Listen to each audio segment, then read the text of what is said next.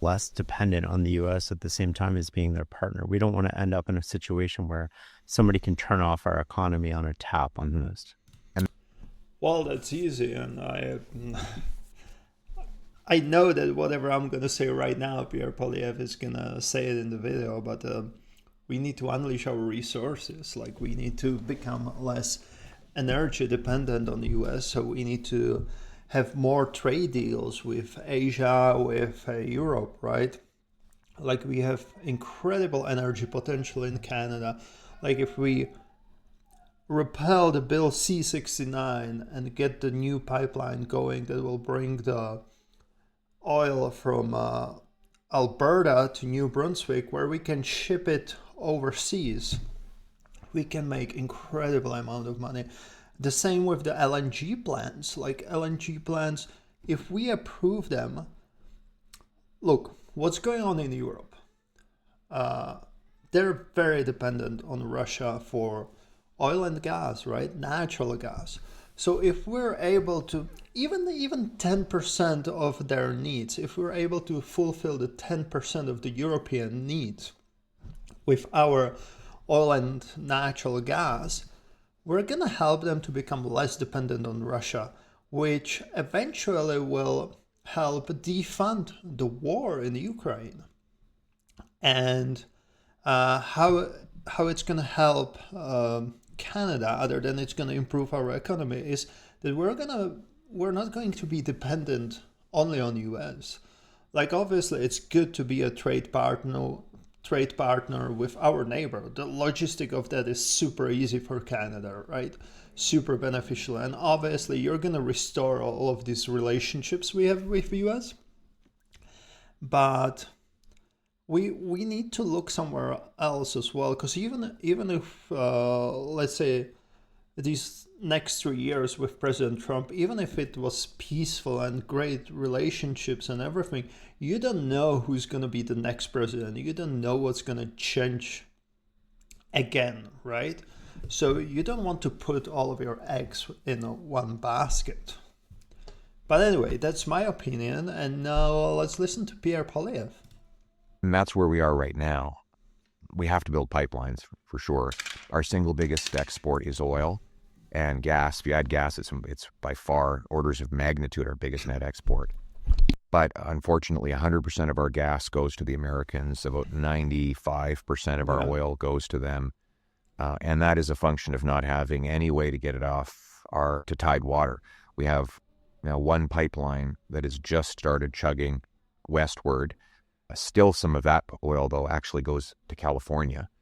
But we need a pipeline west, maybe pipe one north, maybe one through the port of Churchill and Hudson's Bay.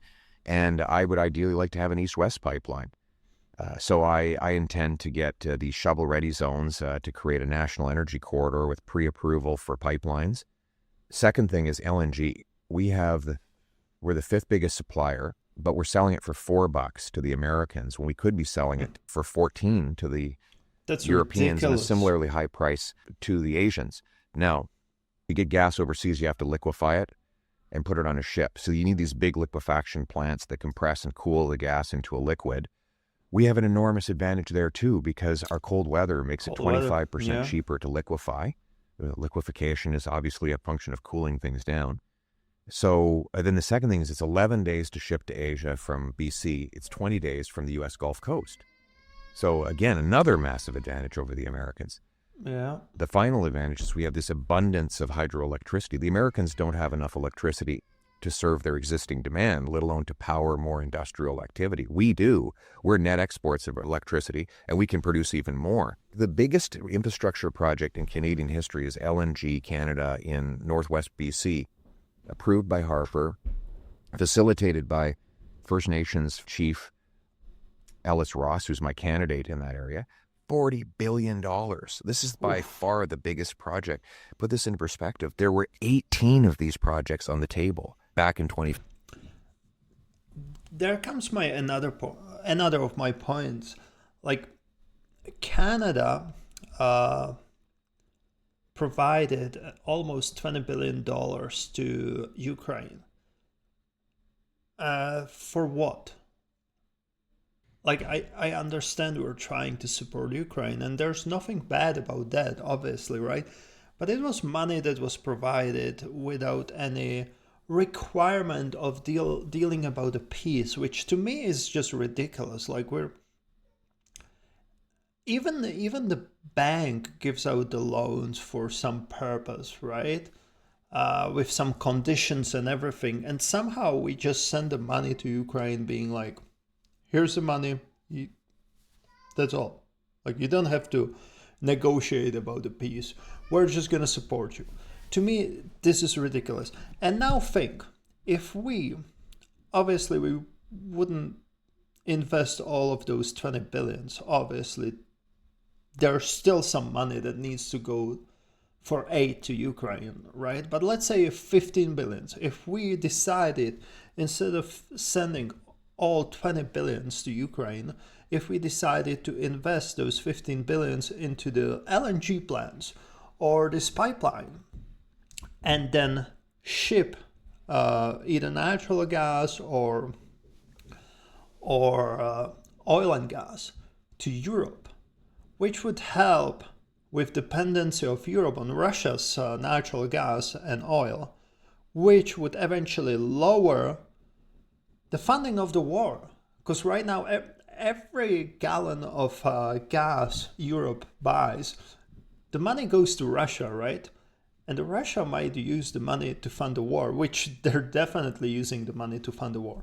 So now imagine if we would invest these, let's say 15 out of 20 billions into the LNG plant or the pipeline, how much it would actually help with the war. Eventually it would be more than what we provided. So yeah, like I don't know. I feel like it was emotional decision on the side of the Liberal Party. And don't get me wrong. First of all, I think there should have been a referendum. If the Canadians are willing to send the taxpayers' money over to Ukraine, I think it would went through. Maybe not the whole 20 billions, but something would definitely went through, because yeah, everyone agrees what Russia's doing is wrong. But sorry, now I lost my train of thought.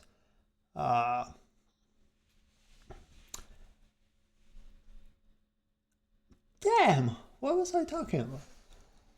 Anyway, yeah, I think liberals just made a emotional decision, and they should have looked into it a little bit more. And again, that's what I wanted to say. It's not bad to send money to aid Ukraine, but there needs to be some condition. Like we literally send them money so they can die a little bit later. Like, no condition about you need to deal about a peace. No, like, that money didn't help anyone. Let's be honest. The war's still going on. People are still dying. So how did it help anyone? Someone died a week later, or we allow them to buy more weapons with that money, which means that more people died. Look, like, Ukraine lost territory. People are dying every day. Like, it should have never happened. They should have deal about the peace within first month when Russia invaded Ukraine. Now everyone's gonna think that whatever deal they will make is gonna be more beneficial for Russia, which is kind of true. But what do you want to do when Russia's already occupying and controlling some of the Ukraine territory, right? So right now, the only win in this situation is just to prevent people from dying. But yeah, again, back to my point, like, if we, instead of sending the full 20 billions to Ukraine so people can continue dying, if we invested it in LNG or the pipeline, we could have taken more money away from Russia, which would help defund the war, which would help Europe become less dependent on Russia, and it would improve our economy. So to me, it was just emotional decision. Pretty much the whole 10 years with liberals was just about emotions. 15, 18. Like, this is an enormous amount of investment we could be bringing. But the Squamish people, they took 14 years to get an approval for their project. It's an indigenous-led project. That's crazy. And the government made them jerk around years. for 14 years. we should be approving these things in months.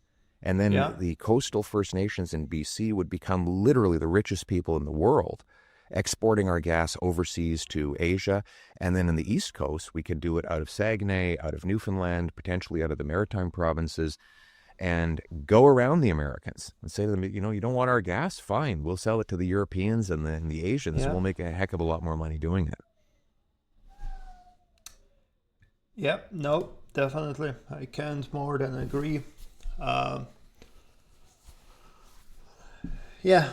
sorry for the little rant about the Ukraine, but yeah, I feel like that last liberal decade, everything was based more on emotions rather than what's best for Canada, rather than being logical. And obviously, about the war in Ukraine, you can understand how it was emotional. I still don't understand that they didn't set up any conditions though. Like it's ridiculous. And the U.S. did the same thing, right? President Biden was just sending money without like any conditions, being like, hey, but you need to deal about the peace. We're going to support you as long as you deal about the peace. No, it was pretty much, we're going to support you as long as you continue fighting, which is not a good thing. But back to the liberals, like just identity politics and everything like that. That's to me, that's just emotional. Like, where's the logic in that? How can you go from DEI being this pure good idea, like everyone's equal? How can you go from that to discrimination? That's just ridiculous. And to me, that summarizes those three terms with liberals. And like I always say, please do your research, make educated choice. And for me, it would be vote for change, vote for Canada first, vote for conservatives.